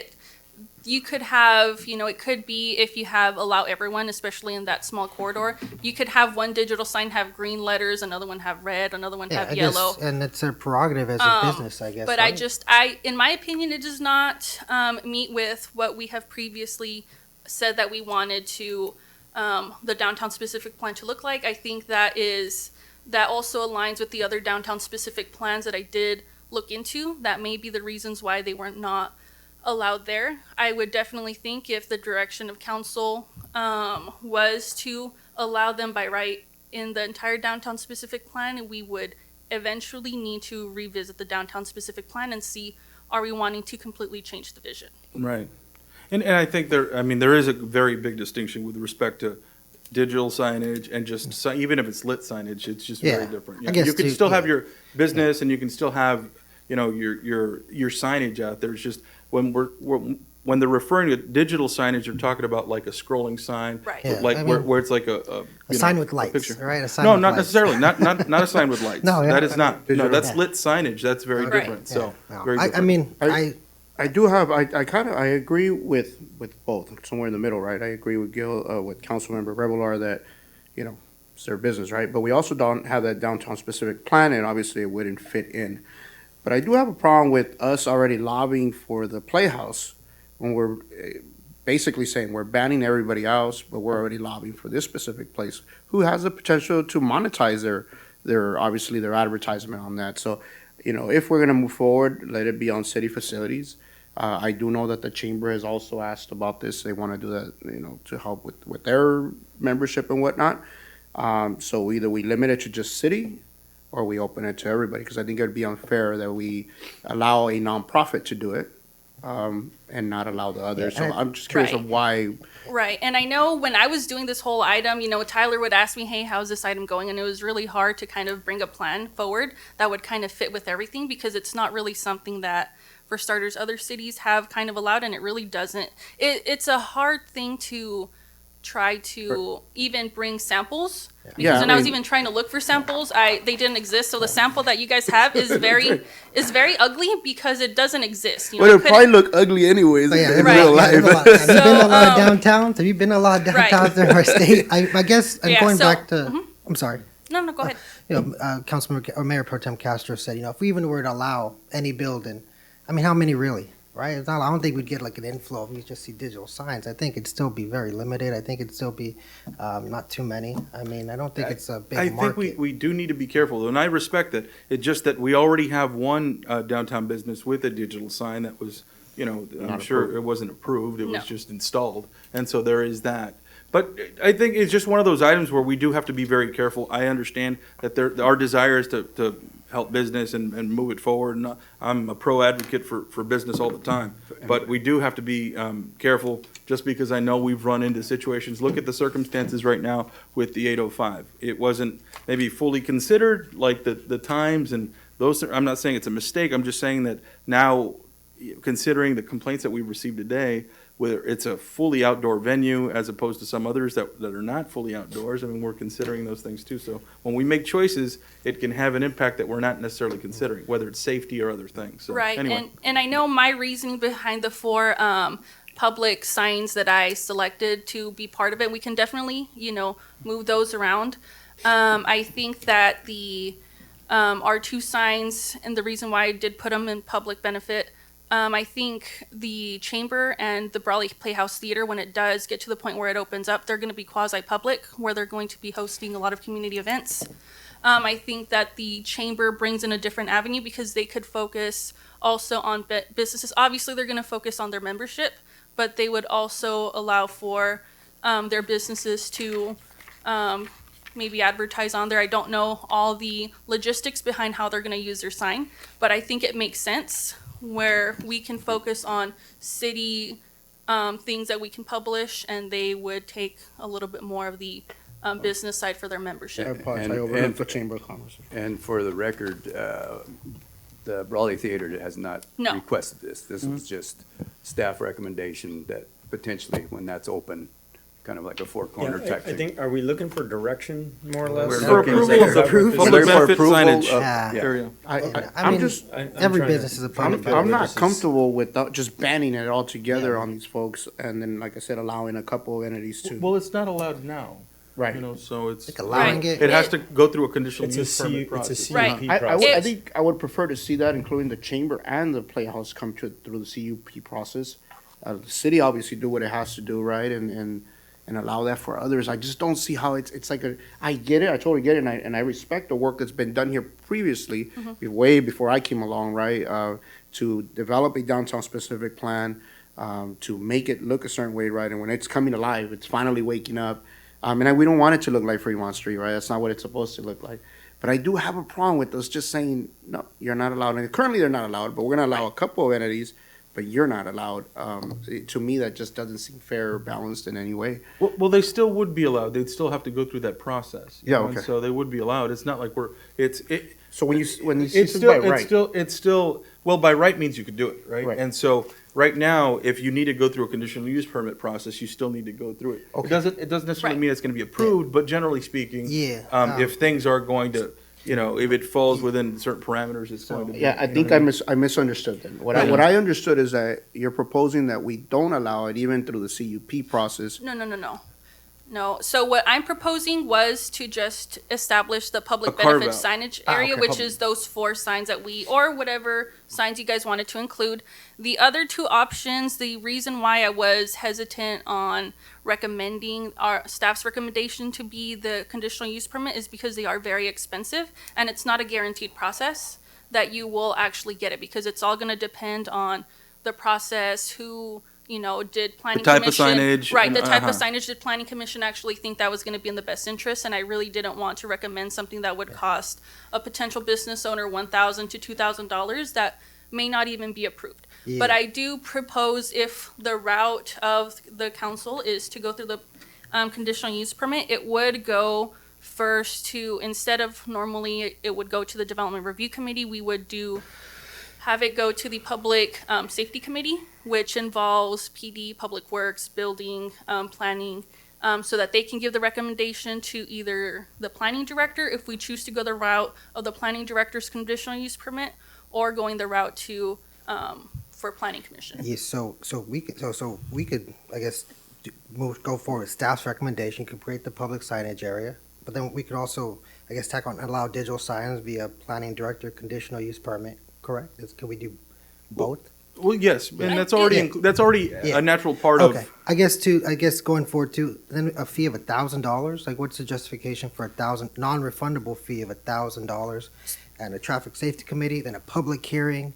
I mean, is there any way, like, we're going back to expediting, why are there so many processes? Just for a sign, we're gonna have to go to traffic safety committee, $1,000, public So hearing, then right here. typically, our process for any project that is going through the land use process, whether it's a variance, a conditional use permit, depending on if it goes only to the planning director or if it goes to the planning commission, you always have to go first to the development review committee. So you go, development review committee meets city staff, and it meets once a month on the first Thursday of the month. So on let's just say March, you would go to DRC, and then in April, you would go to either the planning director or the planning commission, whatever your item would call for. The $1,000 and the $2,000, that is our current fee structure that we have approved. So there isn't really any wiggle room to change those without doing an actual fee study, which I believe at some point that is going to be conducted. So that's the reason why we have that. The reason that it's non-refundable, how our code is written, once we issue public notices, you do not get your funds back for whatever land use project you're doing. Prior to us actually publishing in the paper and releasing public notices, you get a prorated rate. So that was the biggest reason why I was like, I really wouldn't want to suggest that because it is expensive Certainly. and there isn't. Oh, I think we make it another route. expensive. I Right. think No, we're it's not that there is, but Right. there's a method to it. I mean, Right. No, this yeah, is government. I obviously, mean, yeah, we're not. obviously. And I will say, Right. when I've looked at land For a use sign? fees, For a sign? right. For a sign, I guess, yeah. Yeah, when I think there needs to be a further understanding of, quite honestly, city planning, and none of us here are Right. city planners, that's for sure. And so that's one thing. Right. But having said that, there is a process for anything, whether it's a variance on building, whether it's a variance on sign ordinances, whether it's a variance on anything, there's a reason for it. Right. And the reason is so people just can't do whatever it is that they choose to do. Of course, we see that oftentimes. We do see it, but whenever we're able to prevent it, this isn't preventing anybody from moving forward with, a signage. process. Right, the CUP process is not moving, it's not preventing anybody. What's being proposed, just for clarification, is just a carve-out for a public benefit. And so if there is a public benefit, then there is that carve-out, so they don't necessarily have to go through, and that includes the city of Brawley, right? Because we have talked about having a sign out there that would promote some of the happenings within the city and the things that are taking place within the city. So I understand the concern with respect to the nonprofits. If we want to leave them in the CUP process, we can do that, but at the very least, we need to consider the one, what's being proposed here on this agenda item. So I would suggest let's look at that. If there is a desire to change that, to limit it just to the city of Brawley, then so be it, but let's consider that and move. Yeah, Right. just, And I would move like, forward or not. I'm sorry, Mayor Pro Tem, I just wanted to, just for transparency, the Community Valley Bank sign, that was approved before the downtown specific plan went into play. That was done through the variance process because we didn't have any language in our code to do it. But variances, while they are cheaper, they're not meant to be used in lieu of like a conditional use permit. Yeah. They're meant to be used in instances where the property may not have, it has unique characteristics to that property that prohibit it from being able to follow our current code. It's not meant to be, for them to be issued left and right. I know we have historically allowed for them frequently, but I know when I've gone to different conferences, everyone kind of looks at me like, you guys, do that many? Because we've done maybe like at sometimes 5 a year. But that's just not what that process is meant for. So while it is cheaper, it's just not the correct process. Understood. Is there a desire on council's behalf to move forward with this public benefit signage area? So, yeah, just to make clear, it's gonna be for the public signage area, and then if anyone else were to want to bring a sign, it would have to be through the Conditional Conditional use conditional, permit. and anywhere. Which is current, right, that anywhere. is the current, Okay, that is, they can currently do that, right? Right. So, and I know I just want, just for clarification on myself. So what I had proposed, my recommendation was to do the public benefit signage area. Just that. So is what council recommending us to do the public benefit signage area. And in addition, creating a conditional use permit for other signs. It sounds like there's a desire for that, but, if that's the case, I would say, just the rest of council, what your thoughts are, and maybe we can hash this out right now. Right. So- And I would say we would just need to clarify what conditional use permit process you guys would want to go through, whether it's the planning director's conditional use permit, which is $1,000, or the planning commission conditional use permit, which is $2,000. So if we're gonna add the CUP, we just need clarification as to which. If it tier were up would to be. me, I would just leave it to staff to address that and put all the pressure on you. You know what I mean? So- Yeah, I agree with Mayor Nava. As long as we have a set of guidelines approved for those signs, and then it can just go through you guys going forward. So do the planning director's conditional use permit process? Well, Is there a desire from the rest of the council? I would I like to guess see that. for me, the only issue is that when it comes to downtown and you have people with opinions or people who have businesses that are going to be facing digital signs, they may Right. have, and I don't know if this is part of the planning director's CUP or not, where they're given the opportunity to come and voice their concerns or their agreement with it or Right. disagreement with I it. think that's a good point. Definitely. Right. So with any, Can I interject? Sure. This is getting way far afield from what's on. From what's on the agenda, yeah. I suggest you table this whole thing and we get a proper report in front of you. I would appreciate that, you know. Because, you're gonna need an ordinance. This You're right. is Way far afield from what's on your. Let's do that, just for clarification purposes, and so we don't stray away from the agenda item. I know the conversation went everywhere. So I would, maybe with our city attorney's guidance, we can revisit the topic at our next meeting or a future meeting, and that way we can clarify it and hash things out based on some of the commentary you've heard here today. Right. Right? Definitely, we'll Okay. we'll take that back, and just for Councilmember Hamby's point, when you do a land use permit, you do have to have a public hearing, and that does get noticed to everyone within 300 feet, and it gets put in the paper. Yeah, thank you very much. And sorry to keep you so long. I know that you probably drank most of your water there talking to us, but no, I appreciate you very much, Andrea, and thank you for the information that you provided us. We will table the item and we'll move forward. Thank you. All right, the next item on the agenda is informational. It's an informational report. The backup material is there for your viewing pleasure. And we'll move on to city council member reports. We'll start with council member Hamby. Just very quickly, I received some phone calls and texts about, just some dissatisfaction with the pool repair schedule, and I'm sure I'm not the only one, but, I think we have valid reasons for going through the replaster in the schedule that we have it set for. It's not entirely in our hands as to when stuff gets approved coming from the state, but time is of the essence on these projects. Sometimes the funding goes away if you don't use it in a certain amount of time, and also if we wait, materials costs can change drastically, and not for the better. So it's just one of those things where if it's one season of discomfort or not being able to use it, we'll be drowning in debt. Yeah, right? exactly. But at least it'll be taken care of. I had other people reach out about just our advertisement of our city functions, city events, or offerings that we have. And I spoke with Tyler about that. Just a request that each department makes more effort to get stuff on our city website, get stuff in our social media, and also to media in general, newspapers, that kind of stuff, advertising what like the library and Parks and Rec are offering.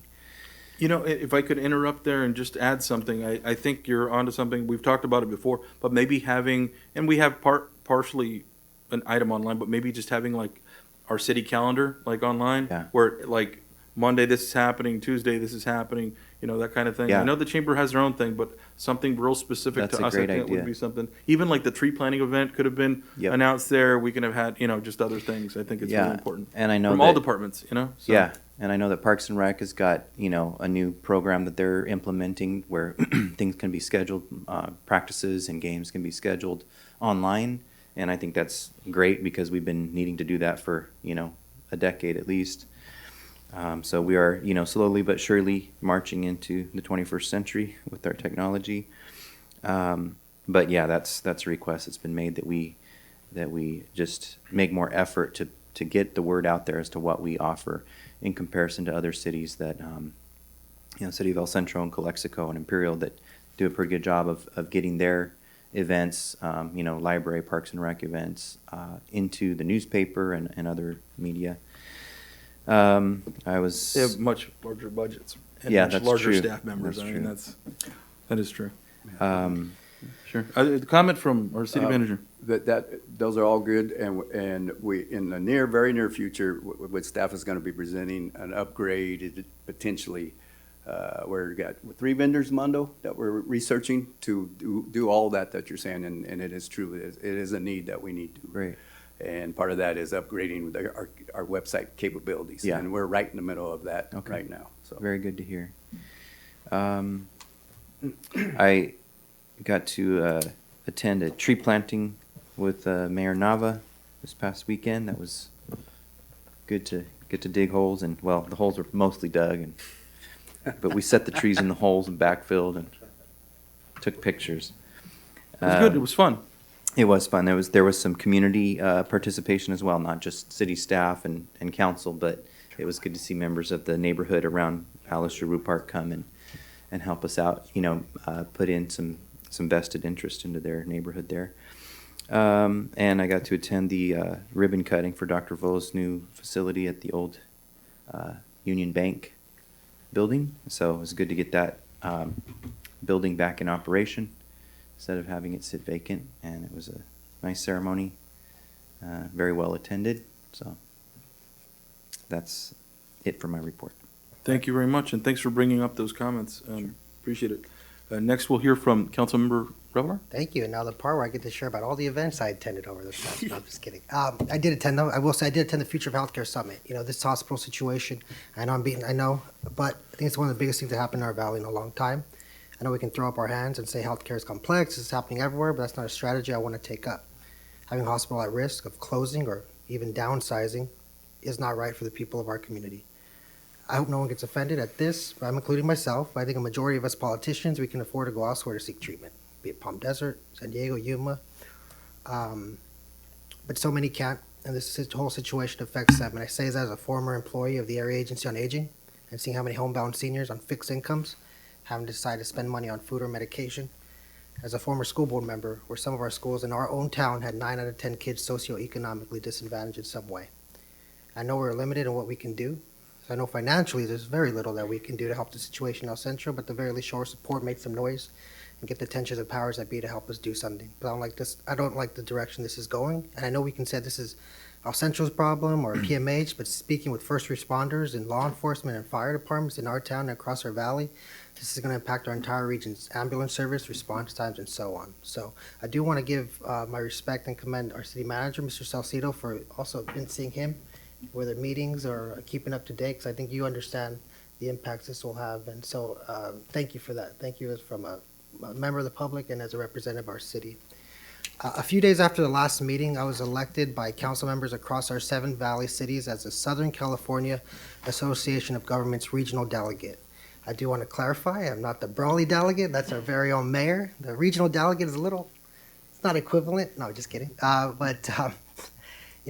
Being there, I just had my meeting last Thursday, and being with executive committee in downtown LA with executive director, it was truly an experience. I truly felt like a small town kid. This is something I really take seriously when I look at our historically underserved and underfunded valley.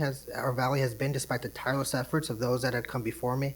I understand we have an uphill battle to be the voice of our valley cities. So I want to thank all those that voted for me, and Councilmember Hamby and Castro, especially you, Mayor Pro Tem Castro. I knew you were quite the pickle regarding the ballot. Yeah, thanks. So thank you both for continuing to show me what kind of men you really are.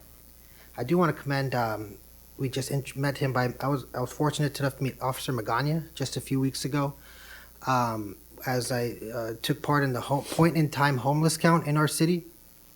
I know Carla talked about, even refer to some of the issues we're seeing.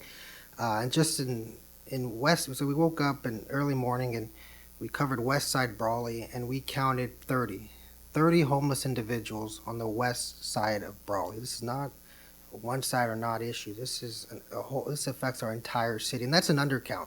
Let's make it clear, that's an undercount. There's far more than 30 in our city. It's a very complex issue. As a law enforcement, at first of all, we can't enforce our way out of it. It is a vicious cycle. And, I think as good as we have, I think we're all just a string of bad lucks and bad breaks to end up in the same situation. I look at myself and the decisions I made when I was younger, and I was simply a supportive family away from being in the same situation. So it's a cycle of bad luck, exploitation, drugs, theft, crime, and responsibility. And like I said, as some of the law enforcement officials I've spoken with, it's going to take everyone, not just a law enforcement perspective, but the social services and even humanitarian perspective. So maybe perhaps a presentation from our Imperial Valley Continuum of Care Council to share their findings of this past point in time count, and also what more can be done to address an issue that really has been consistent over the past several years, not just in the city, but across our state and across our country. So that also ties into, I commend our officers, our police department for taking quite a bit of fentanyl off the streets. That's another big issue that I have some ideas. I've been speaking with officials across our valley on how we can help bring awareness, at the very least, to a serious issue that is touching all of us, rich and poor, east and west, brown, white. I think we all are 6 degrees separation from someone who's been impacted by this fentanyl crisis in our state. So looking forward to bringing something before the board on how we can address that, and that concludes my report. Thank you. Thank you. Councilmember Wharton. Thank you, Mr. Mayor. I as well actually had multiple conversations and remain not only engaged in the healthcare issues, as many know, no secret that I am affiliated and a part of an organization that helps to provide the EMS services in Imperial County. So one of the big issues that actually hit the paper, and some that I know a lot of work's been done in the background to keep it intact, is the EMS base station topic. Very critical in our ability to provide those first responding services, not only here in the city of Brawley, but throughout Imperial Valley. So that was a big issue. Obviously, it was already daylighted, so I'm really echoing stuff that I know the public's been following and very much a part of, but I think all the right folks are at the table, including our organization. They're actually they're a panelist in the reference that the council member just mentioned. So that will continue to be a huge challenge, but I am very hopeful that there's a lot of great minds that are part of this, and the solution, albeit may not be quick and simple, there's some immediate things I think that are already happening or in the works. So I do remain very optimistic in that standpoint. Outside of that, numerous citizen issues. I'm not going to go into all of them, but I do appreciate staff, city manager. As always, we pass them along. They get addressed. Some included some homeless encampments, again, immediately addressed. I know also the chief has been working on some programs that he hasn't even talked about yet, proactively. I'll maybe just shed a little daylight. Some of them having to do with shopping carts. So I just really continue to appreciate the proactive nature of not only our police department, fire department, our staff on many of these issues. And the public needs to continue to know that your voices continue to be heard, however big, however small, whatever the topic is. There's nothing too small. Outside of that, I've been asked to speak. I will be going down south to speak with the Brawley Rotary this week, so look forward to that. And I think my one last thing, I know we have another meeting before the fairs come in, but there's a lot of involvement there that both myself personally and as an organization have down there with numerous organizations we're affiliated with. So look forward to all that, Mr. Mayor. That's all I have. Thank you for the update. Next, we'll hear from Mayor Pro Tem Castro. Thank you, Mr. Mayor. Yeah, I'd like to start by thanking staff and especially our police chief and our city manager, Tyler Salcido. And I want to apologize that I know that I can be a little annoying sometimes. I understand he has a huge, it's just a workload. So I try to limit, how much time I spend in here bugging him. So I do apologize in public for taking up more time than I should, or maybe I should take more. I don't know. I don't know what the balance is. I do want to thank our mayor, Mayor Nava, as well, because, I'm being a rookie, not a rookie anymore. You're the rookie. But, being new to council, my first term, right? I think I just kicked off my third year, being the mayor pro tem, and obviously the need for guidance. And I do appreciate you, Mr. Mayor, constantly checking in with me, constantly weighing things out, and just being a mentor. Because I know you've done this before, and you've done a great job over the years. But for me, it's brand new. And so Thank you. And I appreciate you too. Thank you. I do appreciate. I mean that. I mean that. I appreciate your guidance. I'd also like to thank our police chief and our city manager again for putting out those press releases and making sure that we're more active, continue to engage with the community, put out all the good work that our police department is doing, and obviously, like Councilmember Hamby said, everything else that is happening is important as well. But this is huge. It's important for people to know about what's happening and how things that are being done to protect our community. The fentanyl crisis was huge, something we brought up last year. And I knew then that there's something that can be done here locally. And the way that our chief has changed the way the police work is being done as part of a community, right? Not just here, we're going to crack the whip and you're going to do what we say, but he's involved in the community, involving the community. That's what it takes. And I certainly appreciate your method of doing your job, which is certainly a very, very difficult job for anybody that has to go out and then not know if they're going to return come back home that day in a one piece, the same way that they left, or potentially not even come back. So, we'll certainly appreciate what you guys do. And I did see the guys out there this morning, the men and women from the department doing their picture day.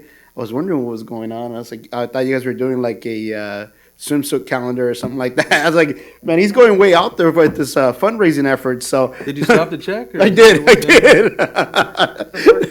No, I showed up here to pick up some stuff and check in with the boss, but he was in a meeting. So, but yeah, no, I talked to some of the guys out there, some of the officers, and certainly all look sharp, look real good. It was good. It was good to chat with them for a bit. And last, Mr. Mayor, I'm trying to take too long. I just want to thank again Tyler, and then and we're so lucky to have Councilmember Warren on staff with this whole hospital debacle. Is that a word? Is that a thing? Anyways, but I did get a call, and they asked me, said, as raw as it was, said, hey, why are you trying to shut down the hospital in El Centro? Well, what happens is that all of a sudden we were all pulled into this mismanagement, or I'm not sure if that's the correct term to say what's happening in the city of El Centro and the hospital, but we've all been thrown into this. Pioneers Hospital is a different district. Aside from, we had nothing to do with that, right? But we're asking to weigh in from our political standpoint and the influence that we can have in the community. And honestly, I am so far out of my comfort zone when dealing with those issues. And, we want to leave that to the experts. With that said, we did weigh in. I have been attending meetings and listening to the reports coming in from both hospitals. And also, I spoke with our elected officials at the state level as to some of the potential solutions to this problem, which there are many. The only thing that I expressed in private and I want to express in public is that the residents of Imperial County should not, and publicly, I will oppose any tax to every citizen in our county that if it's being proposed to bail out the hospital in El Centro. I will oppose it in private, I will oppose it in public, because it is not fair. If this hospital has mismanaged funds, and this isn't what happened overnight in 1 year, it's been happening for 10, 20 years, although we want to make sure that they continue to provide services, we should not carry the burden. We should not have to be the ones to pay for the gross mismanagement of funds from either elected officials or staff on the hospital board. So I say it now and I'll say it again. I oppose any tax to Imperial County as a whole to help bail out the El Centro Hospital. That should not happen. And that's all I have, Mr. Mayor. Thank you very much for that update.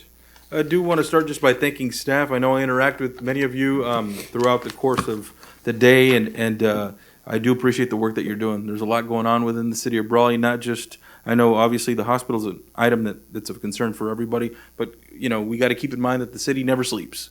Police never stop, fire never stops, the roads are always being used, all these things are still happening. People flush the toilet, they expect the water to be on. People use our facilities and our parks and our recreation department considerably. People are building within the city. Finance department's always being used. So everybody is impacted, and so our IT department, which is a man of one, is constantly working on making sure that we're updated and everything else. So I appreciate everybody's work. And, it's what I always say, it's like, the city of Brawley is a big city in a small package. We have to do everything here. We provide every service. Not until a few years back did we not pick up trash. We used to do that as well. And so there's things that we do that large cities do frequently, and they have massive budgets to be able to do it. We don't. And so I do appreciate everybody's effort. I know that, even today when we recognize some new officers that were being introduced here, I think part of the difference is that we're having our chief and our city staff is bringing in some talented, qualified, experienced people. That makes all the difference. And then people that want to be here and work and be part of the movement that we have. It's been quite some progress we've made over the past 24 months. I'm happy to see it. So anyway, having said that, did meet with some business owners within the city, and they're excited to start their business. I provided some guidance just on a professional level and then on the city level. But in addition to that, I also was able to attend some ribbon cuttings, which are always, it's a good sign of business progress, and that was Dr. Vo's grand opening here just across the street a little bit. And that, you figure that's multi-million dollars of investment in the facility and the improvements and everything that's being done. So that's investment within our community, and that could have sat vacant for a long time. And, I'm glad that he's in there and providing health services for the public. So that's good. Also, think about it this way. Another small expansion, but it's an expansion. El Jumping Bean Taqueria that's located on 6th Street. Now, that may not seem like a big move, but you got to figure that's somebody's investment, hard-earned money, and they're investing in a new location. They opened their second location within the city. That's new employees that they're having to hire. That's a new facility. And if you look at their facility, that's marketing dollars that they've spent. There's investment there, and that's important. And so I'm proud to see that they're expanding their services. I think they're going to be successful there too, and just like they're successful at the other location. But those are small business, larger businesses. We have, El Chonchis, which is a little snack place down on 1065 Main Street. And so that was, again, a small business that's opening up there. If you haven't been there, try it out. Yeah, right. And so you go out there and try it out. But that's, again, somebody's hard-earned money. It's family. It's people that are working hard as a family to make it happen. I've been in there a few times with my staff and bought lunch for them. But it's just those investments that people sometimes don't recognize, whether they're small or big. People think it's super simple to open up a business. It's not, because not only do you have to keep that business open, but then, these small businesses, you become the janitor, you become the marketing director, you become everything. Right? Not just the manager. It's a lot of work. So I'm proud of them. I'm happy for them. And I'm glad that they're doing business within the city of Brawley. And so there are over, I think, 1,000 business licenses in the city. And if you just drive around, you'll see many of them in operation be successful. And they're very quietly successful. And I'm glad to see that. So anyway, thanks to staff and everybody else.